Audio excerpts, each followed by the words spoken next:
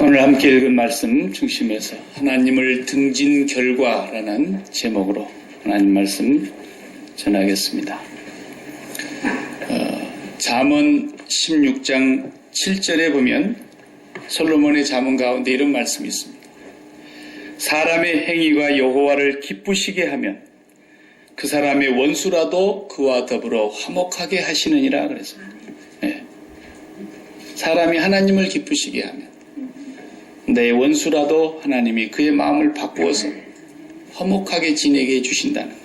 네. 오늘은 그 솔로몬의 잠언에 정반대되는 자기와 제일 화목하게 지냈던 사람들이 전부가 원수가 되고 전부가 대적자가 되고 전부가 배반하고 공격하고 솔로몬의 나라를 무너뜨리려고 하는 그런 상황으로 완전히 혼돈으로 세계가 되어버렸습니다. 그 내용을 우리가 오늘 읽은 것입니다. 지난주에 우리는 솔로몬의 생애를 셋으로 압축해서 보면서 그가 1000번째로 시작해서 흥했다가 1000 안에로 망해버린 걸 보았습니다. 그가 잘 듣고 하나님의 지혜의 왕이 돼서 전대미문의 영화를 누렸는데 또 잘 듣다가 망해버렸습니다. 그가 전심으로 성전을 건축하고 흥했는데 그가 또 신전을 건축함으로 망하게 된 것입니다. 그 지혜로운 왕도 넘어지는데 솔로몬이 넘어졌다고는 우리는 뭐 말할 게 뭐가 있습니까? 그래도 우리는 한 가지 백이라도 있습니다. 솔로몬보다 더 그 강력한 백이 바로 우리 주 예수 그리스도가 계시기 때문에 솔로몬의 시대에는 그리스도를 멀리서 바라봤지만 우리는 예수 그리스도의 십자가의 보혈의 공로 아래에 있는 사람이기 때문에 우리가 다시 넘어지지 않을 수 있는 그 능력이 십자가에 있는 줄로 믿습니다. 매일 십자가는 우리에게 영원한 피난처입니다. 그래서 1000번제는 많이 드렸다는 뜻도 아니고 재물을 많이 바쳤다는 의미가 아니라 그만큼 철저하게 자기를 죽였다는 뜻입니다. 내가 죽어야 된다. 내가 죽어야 된다. 1000번 다짐하면서 번제를 드리면서 자기가 죽음을 고백했는데 하나님이 그에게 나타나셔서 정말 너에게 내가 이제 구하는 지혜를 주겠고 구하지 아니한 것도 주겠다 그랬는데 그 많은 지혜를 받아서 그 많은 영광과 부귀와 번영과 세상의 천하의 임금이 그 얼굴 한 번을 아련하고 진상하고 싶어서 그렇게 살았던 솔로몬이 있는데 그가 이렇게 비참하게 말로가 될 줄 누가 알았겠어요.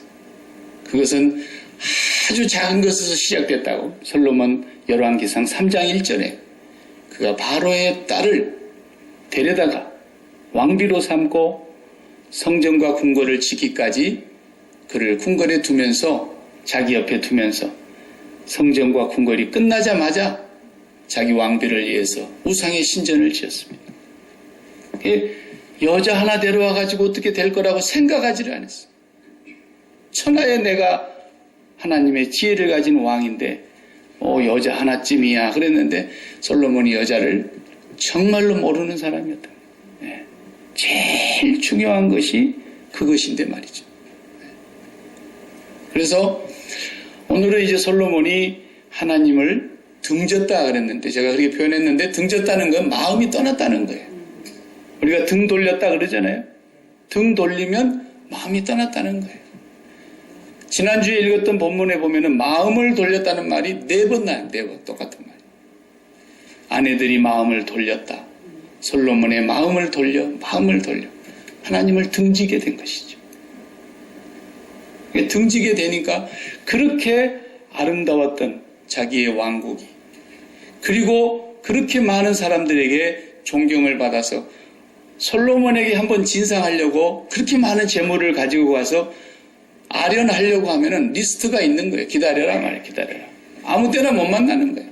그렇게 많은 왕들이 솔로몬을 한번 아련하는 것이 영광스러워서 빈손으로도 오지 아니하고 천하의 보물을 다 모아가지고 왔던 그 사람이 이제 하나님을 등지자마자 그의 삶이 무너지고 혼돈과 공허 속에 빠져들어갑니다. 태초에 혼돈과 공허와 흑암이 있었다 그랬잖아요. 그것이 본래 있었던 거예요. 그리고 세상 끝날까지 흑암과 혼돈과 공허가 있는 거예요. 그러나 하나님의 질서 속에 들어오면 그게 없어지는 거예요. 그러나 하나님의 질서를 벗어나면 다시 혼돈으로 빠지게 됩니다. 혼돈하다는 건 답이 없다는 거예요. 길이 없다는 거예요. 그리고 공허하다는 건 뭐예요? 인생이 허무하다는 거예요. 삶이 재미가 없어요. 죽는 날이 서럽고 죽음이 다가올수록 억울하고 분하기만 하고 인생이 더덥고 너무 쓸쓸하고 외로운 거예요. 왜? 하나님을 떠났기 때문에 그런 거예요. 그래서 흑암이 깊음 위에 있다라는 말은 아주 깊이 깔아앉는다는 뜻이거든요. 그 밑이 끝이 없다는 뜻이에요. 끝없이 깔아앉는 거예요. 그 디프레스에 빠진 사람들이 다 왜 그렇습니까? 자기에게 집중하기 때문에 그러는 거예요. 하나님을 집중하면 디프레스에 빠졌다가도 다시 올라올 수가 있는데 그 쓸데없는 자기 자존심 지키려고 자기에게 그냥 집중을 하면 반드시 우울증이 오게 돼 있어요. 정신과 찾아갈 거 없어요. 하나님을 바라보세요. 반드시 나오게 돼 있어요. 솔로몬이 하나님을 떠나고 아내를 바라보고 아내들의 소리를 듣고 아내들에게 잘 보이려고 우상의 신전을 지어주고 그렇게 되면서 그 솔로몬의 왕국은 혼돈과 공허 속에서 흑암에 빠져들어가기 시작합니다. 그래서 천년 묵은 괴물 같은 것이 우리 속에 감춰져 있는 거예요. 없는 것 같죠? 성령의 권세에 눌려 있는 것 뿐이에요. 그러나 우리가 하나님을 등 돌리고 주 예수 그리스도의 은혜를 무시하고 그렇게 할 때 다시 눌려 있었던 천년 묵은 괴물이 그 잠에서 깨어나는 거예요. 사람의 마음이 그러는 거예요. 그래서 우리가 한순간도 기도하고 깨어있지 않으면 이걸 다스릴 수가 없어요. 솔로몬이 지금 우리에게 그걸 보여주고 있는 것입니다. 부부간에도 샬롬이 깨진다면 솔로몬이 샬롬에서 왔어요. 이름이 평강이에요. 평화. 부부간에 샬롬이 깨졌다? 이유가 뭐겠어요? 하나님을 등 돌렸기 때문에 그런 거예요. 두 부부가 하나님을 바라다보고 있으면 절대로 평강이 깨질 리가 없어요. 깨졌다가도 반복이 되는 거예요. 부모와 자식 간에 평강이 깨졌다? 이건 하나님께로부터 등 돌렸기 때문에 그런 거예요. 자식만 눈이 빠지도록 쳐다보고 있으면 반드시 원망과 슬픔과 허무함과 억울함과 이런 것이 나오는 거예요. 섭섭함이 나오는 거예요. 그렇기 때문에 하나님을 바라다 봐야 됩니다. 인간관계가 무너진 것 마찬가지예요. 그렇게 좋았던 인간관계가 그렇게 믿을 수밖에 없었던 그런 사이가 하루아침에 20년지기 30년지기라도 하루아침에 무너져 버리는 거예요. 왜 그래요? 네 잘못도 아니고 내 잘못도 아니고 하나님을 등 돌려서 그러는 거예요. 하나님을 등 돌려서. 그걸 알아라고 오늘 솔로몬을 통해서 말씀하시려고 하는 것입니다. 하나님을 떠나면 나를 에워싸고 있었던 모든 좋은 것들이 다 독이 되고 나를 공격하는 공격적인 요소가 되고 내 마음의 평강을 깨뜨리고 빼앗아가는 그리고 내 마음속에 분노와 원망과 억울함과 슬픔과 낙담과 이런 것만 안겨다 주는 것이 바로 하나님을 등 돌릴 때 나타나는 현상이에요. 그걸 알아야 돼요. 괜히 이건 며느리 때문이야. 괜히 이것은 작은 아들 때문이야. 자기가 모르니까 그런 소리 하는 거예요. 우리 시어머니 때문입니다. 왜 시어머니를 잡으려고 그래요? 아니에요. 전부가 다 자기가 하나님을 떠났기 때문에 자기가 하나님을 마음을 떠났기 때문에 등 돌렸기 때문에 답은 그거 하나예요. 120% 맞는 답이에요. 오늘 본문에 보면 첫 번째 사람을 잘 보세요. 14절을 보십시오. 14절에 하닷이라는 인물이 나옵니다. 주어가 누굽니까? 주어가 동작하는 사람이죠. 일을 하고 있는 움직이는 사람이죠. 주어가 뭐예요? 1번 여호와께서가 주어예요. 여호와께서 뭐 해다?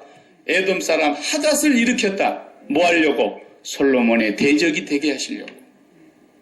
하닷이 갑자기 솔로몬의 대적으로 둔갑을 하는데, 하닷이 무슨 애국자입니까? 하닷이 뭐 갑자기 열사이기를 합니까? 이건 다윗이 아버지 때, 솔로몬의 아버지 다윗이 에돔을 공격해서 요압 장군과 함께 에돔을 초토화시켰어요. 6달 동안 에돔을 둘러싸고 여기는 남자들 씨를 말려야 된다. 다시 일어나지 못하게 해야 된다. 이렇게 해가지고 공격을 해 들어가서 완전히 다 쑥대밭을 만들었는데 그때 하닷이라고 하는 아이는 왕자였어요. 그런데 어린 소년이었습니다. 그러자 그 신하들이 이 하닷을 밤중에 몰래 빼내가지고 도망을 가서 36개를 해서 애굽에까지 도망갔어요. 그리고 바로 왕을 만났습니다. 그리고 사정 얘기를 했더니 뜻밖에도 바로가 이 하닷을 그리고 그 신하들을 영접해서 먹을 것도 주고 집도 주고 살만한 토지도 주고 다 해결해 주는 거예요. 그리고 너무너무 이 하닷이 성실했는지 바로의 마음에 들어가지고 바로가 자기 동서를 삼았어요. 왕비의 처제를 자기의 처제를 하닷과 결혼을 시켜가지고 자식을 낳게 해서 그 낳은 자식을 궁중에서 바로의 왕자들과 동일하게 키웠다잖아요. 그럼 본문에 보니까 로얄 패밀리가 된 거예요. 나라들 잃어버리고 완전히 쑥대밭 된 곳에서 자기 혼자 간신히 왕자의 신분으로 목숨 부지하고 갔는데 바로 왕의 로얄 패밀리가 됐어요. 자, 그리고 오랫동안 살았습니다. 다윗이 어느 날 죽었는데 다윗이 죽은 줄 몰랐어요. 요압 왕이 죽었어요. 몰랐어요. 그냥 애굽에서 잘 먹고 잘 살고 있었어요. 그 오랜 세월 동안 자기 고국을 잊어버리고 애굽의 바로 왕 밑에서 로얄 패밀리로 부족함이 없이 살고 있는데 갑자기 왕이시여 제가 고국으로 돌아가겠습니다. 그러니까 바로 왕이 깜짝 놀라 이 사람아 내가 자네한테 뭐 잘못한 게 있나? 여기 있는데 뭐 부족함이 있나? 왜 돌아간다 그래? 나랑 같이 있어야지. 그러니까 뭐 부족함이 있거나 그런 것은 없습니다. 그러나 좌우지간 가고 싶습니다. 가고 싶어서 근질근질한 거예요. 뭐 부족함이 없는데 왜? 여호와께서 하닷을 일으켜서 솔로몬의 대적이 되게 하시려고.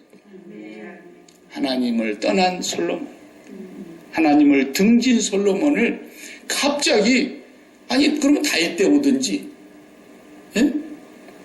애굽의 군대를 보조받아가지고 지원을 받아서 지원병과 함께 다윗하고 한번 붙어나 보든지 그때는 조용히 있다가 왜 이제 갑자기 솔로몬에게 이렇게 합니까? 하나님이 그렇게 하셨다는 거예요. 우리의 대적이 우리를 에워싸고 아무렇지도 않았던 사람이 원수를 맺으려고 그러고 나를 공격하고 나를 비난하고 나를 원망하고 나를 막 이렇게 평안을 깨뜨리고 이렇게 하는 것이 뭐예요? 답이 뭐 때문이라고? 그 사람이 잘못해서 아니라 하나님을 등진 나 때문이라니까요. 정답이에요, 정답. 그걸 모르면은 평생이 고생합니다. 이걸 빨리 깨달아야 돼요. 그렇게 했다는 거예요. 두 번째 사람 보세요. 23절부터서 25절까지인데 23절에 또 주어를 보세요. 누굽니까? 하나님이 또 엘리야다의 아들 르손을 일으켜 솔로몬의 대적자가 되게 하시니 르손이라는 사람은 그것도 역시 왕자예요. 그런데 이 사람이 아무 힘이 없어요. 솔로몬하고 어떻게 감히 비하겠어요? 이 집이 요즘 말하면 시리아인데 지금 나라로서는 이 수리아 나라 조그만 나라의 왕자이지만 이게 솔로몬하고 어떻게 감히 맞짱을 뜬단 말입니까? 아무 힘도 없는 이 르손이 엘리야다의 아들 르손이 나라를 세워서 리더자가 되더니만 솔로몬을 대적하기 시작하는 것입니다. 누가 그렇게 했다고요? 하나님이 그렇게 하셨다는 것입니다. 목회를 하다 보면은 그런 걸 느껴요. 목사가 기도를 게으리하고 부족하고 그러면 아무것도 아닌 바늘끝으로만한 일이 대나무만큼 커져갖고 있어요. 그걸 보고 침소봉대한다 그러죠. 바늘침만큼 작은 아무것도 아닌 일인데 그게 막 온 교회를 막 흔들어요. 왜 그래요? 목사가 하나님께로부터 마음이 멀어졌거나 교인들이 하나님 앞에 기도하지 않고 마음이 멀어졌거나 그것 때문인 거예요. 네 때문이다, 나 때문이다, 그건 잘못된 답이에요. 아니에요. 교회가 하나님께 등 돌리니까 그런 거예요. 하나님을 멀리하니까 그러는 거예요. 하나님이 그냥 엉뚱한 사람을 갑자기 이렇게 세워가지고 막 흔들어버리는 거예요. 예. 우리의 마음이 엉뚱한 데 빼앗기면 하나님이 가만 안 계셔요. 이것을 분명히 성경을 통해서 지금 말씀해주고 계신다. 하나님이 그랬다는 거예요. 여호와께서 그랬다는 거예요. 마지막 사람은 누굽니까?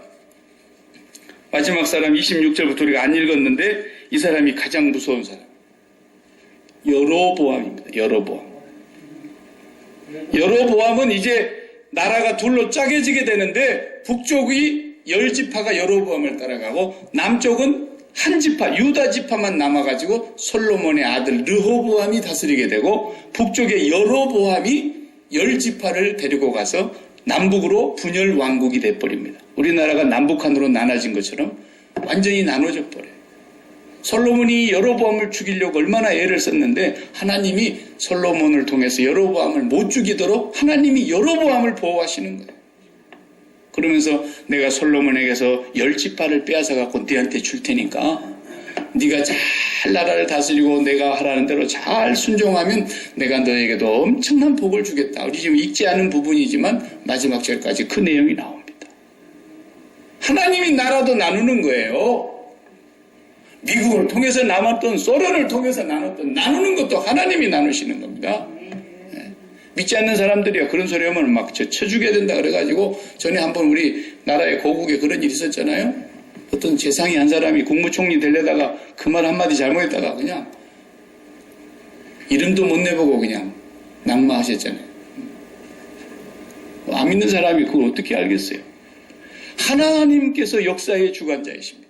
어느 나라를 크게 하시기도 하고 갑자기 낮추시기도 하고 바벨론을 크게 일으켜서 하나님을 등 돌리는 이스라엘의 징계의 채찍으로 막대기로 쓰시기도 하시고 하나님이 큰 나라를 다시 다사국에 꼼짝 못하게 바벨론을 멸망시켜버리시기도 하시고 어마어마하게 큰 소련이라는 나라가 그냥 저렇게 나눠져가고 힘이 없어졌어요. 요즘은 말도 못하고 앉아있잖아요. 이런 정도 되면 트럼프한테 맞짱 한번 뜨자고 뭐 큰 소리를 해야 되는데 뒤에서 숨어가지고 소곤소곤만 하지 아무 말을 못합니다. 힘이 없어졌어요. 괜히 트럼프 신경 건드렸다가는 피보게 생겼으니까. 시진핑도 마찬가지입니다. 말을 못해요. 힘을 키우고 있는 거예요. 저 사람들은 지금. 속에다 칼을 품고 언젠가는 우리가 너희들을 밟을 수 있을 때 가만 안 놔두겠다는 거죠. 지금은 어쨌든 간에 하나님이 이 나라를 붙들고 계시는 것입니다. 하나님의 역사 속에 필요하기 때문에. 그러나 이 미국이라도 하나님을 등 돌리는 사람들이 점점점 많아지고 가고 있는데 어느 날은 부끄러움을 당하게 모든 세상 사람들이 와 옛날 미국 어디 갔지? 이렇게 조롱하게 될 거라는 여우가 포도원을 다 짓밟아서 망가뜨리는 것처럼 그런 날도 올 거라고 하나님 경고하시지 않습니까? 여로보암은 본래 누구였느냐면요. 에브라임 지파의 자손으로서 굉장히 신실하고 준수한 청년이었어요. 그래서 솔로몬의 눈에 딱 발탁이 돼가지고 너가 요셉 지파의 책임자를 해라. 그래가지고 요셉의 두 아들 에브라임과 므낫세의 지파 두 지파를 다스리는 총독이었어요. 솔로몬의 가장 사랑과 신임을 받았던 사람이었습니다. 그런데 이 사람이 솔로몬을 배신하고 나라를 쪼개는 그 엄청난 일을 자행하게 되는데 자기 스스로 그런 게 아니고 아히야 선지자가 여로보암에게 와서 얘기합니다. 갑자기 선지자께서 나타나셔서 여호와께서 당신에게 하신 말씀을 잘 들으라. 그러면서 자기가 입고 있던 새 옷을 12조각으로 찢었다 그랬어요. 선지자가. 그러더니 10조각을 여로보암에게 주면서 네가 이스라엘의 12지파 가운데 10지파를 다스릴 거다. 그리고 솔로몬에게는 그 아들에게 한 지파만 줄 것이다. 나머지 한 지파는 뭐예요?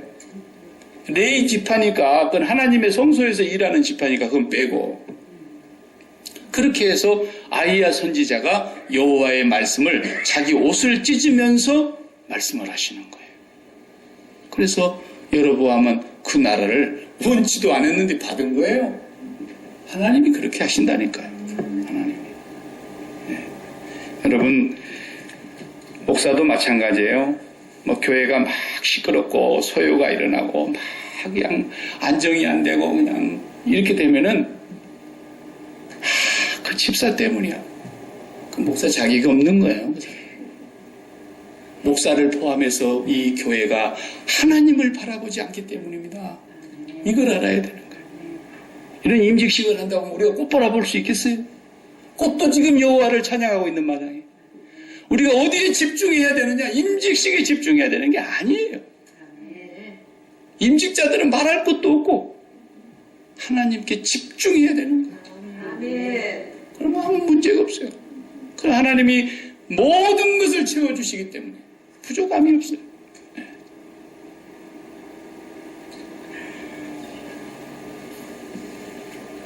근데요, 한 가지 놓치지 말아야 될 것이 있어요.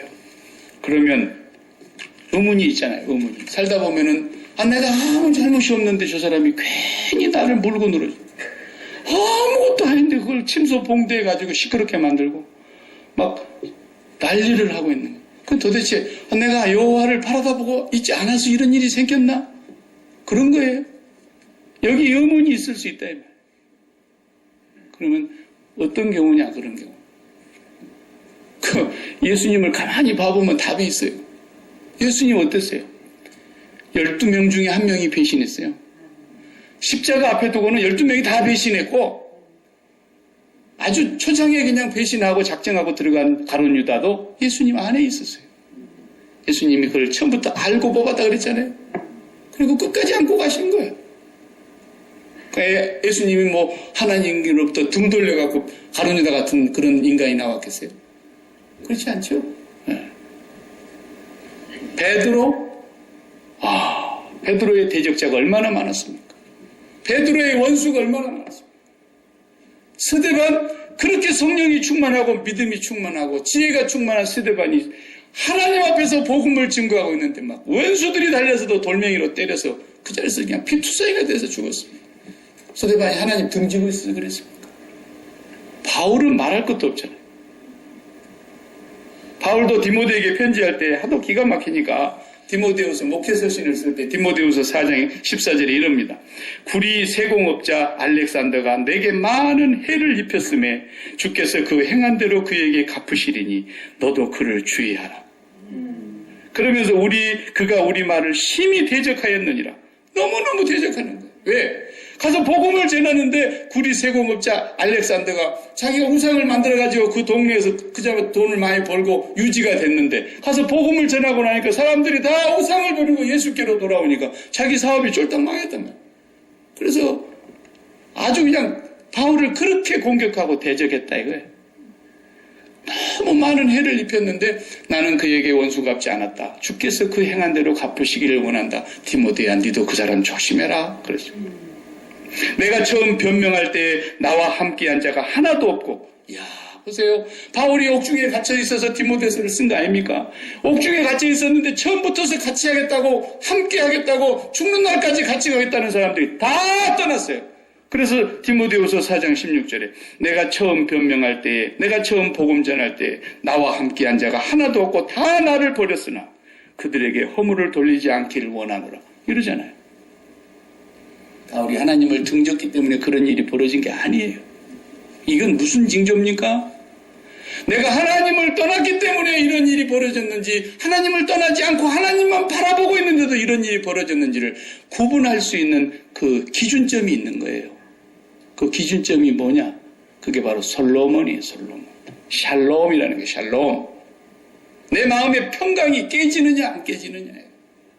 아무리 대적과 원수가 온 세상이 나를 에워싸고 달려들어도 내 마음에 하나님께로부터 오는 평강이 깨지느냐 깨지지 않느냐. 깨지는 사람은 자기가 하나님을 등지고 있다는 증거고 그것이 깨지지 않는 사람은 하나님을 등진 게 아니에요. 주님이 요한복음 14장 27절에 평안을 너희에게 주노니 곧 나의 평안을 너희에게 주노라. 내가 주는 평안은 세상이 주는 것과 같지 아니하니 그러므로 근심하거나 두려워하지 마라 그랬어요. 어떤 대적이 올지라도. 주님도 에워싸는 것이 얼마나 많았어요. 풍랑을 만났습니다. 그러나 풍랑에서 주님은 주무십니다. 평강이 깨지지 않아요. 하나님을 붙들고 있습니다. 그가 나를 대적합니다. 있지도 않은 일을 만들어서 헛소문을 퍼뜨리고 다닙니다. 우리를 공격합니다. 원수가 됩니다. 배반하고 돌아섭니다. 그래도 내 마음에 평강이 깨어지지 않으니까 주여 저 영혼을 불쌍히 여겨 주시옵소서. 저는 자기가 하는 죄를 알지 못하나이다. 솔로몬 그렇게 기도하잖아요. 바울의 평강을 빼앗을 자가 없는 거예요. 예수님의 평강을 누가 빼앗아갈 수 있겠어요? 내 마음의 평화가 깨지지 아니하면 그 사람을 불쌍히 여기는 마음이 생겨서 오히려 하나님 앞에 가서 기도가 나오지만은 내가 하나님을 등지고 있기 때문에 하나님께서 나의 대적을 일으키고 나의 원수를 일으키고 나의 삶을 공고하게 만들 때에는 내 마음속에서 분노와 내 마음속에서 원망과 내 마음속에서 참을 수 없는 그런 악함이 나오는 거예요. 이것이 바로 기준점입니다. 솔로몬은 그렇게 평화의 임금이었고 그가 40년 다스린 동안에 전쟁이 한 번 없었고 그가 구하지도 아니하는 세상의 모든 사람들이 바라보고 가고 있는 최고의 부귀영화를 그는 한 손에 다 쥐었는데 하나님을 등 돌리는 순간에 모든 사람이 자기의 대적이 되면서 솔로몬이 그들을 죽이려고 백방으로 애를 썼지만 하나님이 그 대적들을 살리시고 여로보암 아예 이집트로 피신을 시켜가지고 솔로몬 죽을 때까지 거기 있으라 그래요. 그 솔로몬 죽었다 그러니까 여로보암이 다시 돌아와서 이스라엘을 다스린단 말이에요. 하나님이 하시는 일은 그런 것이죠. 여러분이 내가 하나님을 잘 섬겼는데 하나님만 바라보고 하나님만 의지하려고 몸부림을 치고 기도하고 깨어있는데도 여러분을 대적하는 일이 생기고 여러분에게 어떤 사람이 해를 놓고 이런다고 할지라도 여러분의 마음이 하나님을 바라보고 있는 한 평강을 잃지 않을 줄 믿습니다. 그러나 여러분이 하나님을 떠난다면 여러분이 하나님 마음을 돌이켜 등진다면 여러분의 자녀가 여러분에게 평강을 빼앗아가는 문제가 터지게 할 것이고 여러분의 사업이 참을 이루지 못하게 만드는 사건이 되게 할 수도 있고 여러분의 모든 주변에 여러분을 바라보던 것들이 다 여러분을 등 돌리고 도리어 원수가 되거나 대적자가 되어서 우리의 삶이 혼돈과 공허와 흑암 속으로 빠져들게 하신다는 것입니다. 이것이 오늘 솔로몬을 통해서 우리에게 주시는 하나님의 메시지인 것입니다. 기도하십시다. 아버지 감사합니다. 우리는 솔로몬의 마지막을 보았습니다. 두 번 다시 반복하고 싶지 않는 길이지만 우리는 사람인 거로 우리의 의지대로 우리의 마음대로 할 수가 없는 연약한 존재인 걸 아십니다. 주여 우리가 얼마나 연약한지요. 주님을 바라보지 아니하고 주님의 십자가를 의지하지 아니하고서는 이 모든 것을 이겨낼 수가 없는 연약한 자들이며 날마다 죄의 유혹에 노출되어 있고 수많은 시험이 우리에게 있고 막한 마귀가 오는 사자처럼 우리의 틈새를 노리고 있음을 우리가 모르는 바가 아니오니 날마다 깨어 주의 십자가를 바라보며 주님과 함께 죽고 주님과 함께 사는 주님이 내 안에 사시는 삶이 이루어지게 하여 주시옵소서. 예수님의 이름으로 간절히 기도하옵나이다. 아멘.